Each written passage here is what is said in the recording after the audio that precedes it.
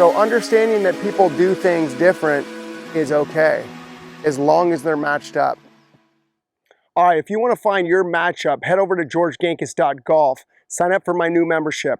Here's the deal. If you're a player that has different motion and you're not in the mold, you don't have what we'd call a fundamentally perfect golf swing, that's fine. Find your matchup. Everything on this membership is not cookie cutter. Everyone swings it different. You got to understand what your matchup is and how to make it optimal. Okay, so let's talk about a DJ matchup, okay?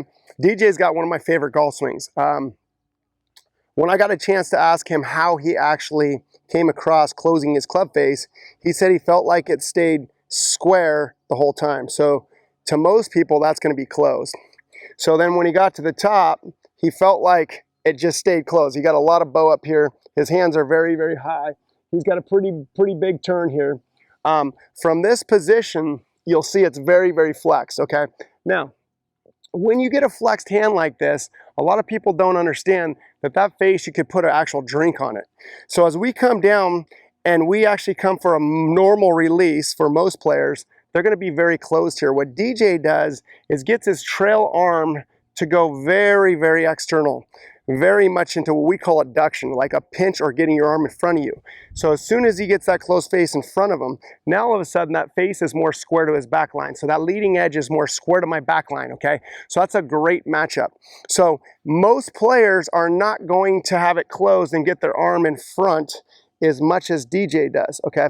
So from when we look at this view of DJ and his arm, you're gonna see it's so closed, but his arm is so far in front of him here that it matches up really nicely. Now, if we did that for a junior or someone without speed, the ball would go much too low. But for DJ, we know he has a lot of speed, so he can still elevate the ball. So if you're a player who has enough speed and the face is shut here, just because it's shut here, as you go external and go into adduction here, that doesn't mean it's shut.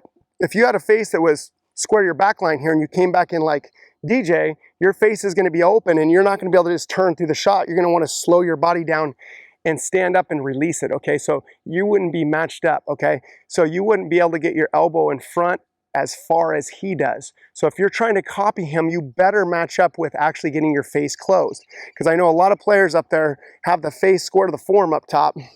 They come down, try and copy DJ, and they block it, okay? Or they slow down and square it, or flip it through the shot, and that's not an optimal matchup. That's timing, okay? So if you can do what DJ does, be my guest. From when the front side, you can see he has some great leg work, okay? He gets his hands above his head, and I can't even do it, but as he comes down, you'll see him actually, his leg work's really good. You'll see his elbow is really, really far in front. Now, you'll see that he doesn't start to extend up like a lot of players. You'll see his lead leg's inflection. And the reason it's an inflection, if he starts to extend up to get to the ball, he's gonna have to release that closed face and the ball would go left, okay? So you're gonna see a lot more tilt from DJ and a lot less extension because it's a matchup, okay? So understand he's matching the face up with his trail arm. He's also not going into extension because when he goes into extension, that would close the face, okay? So understand matchups. If you're gonna copy DJ, make sure you understand those principles that we just talked about with face and matching the trail arm, and make sure you're not going in extension if you have a closed face.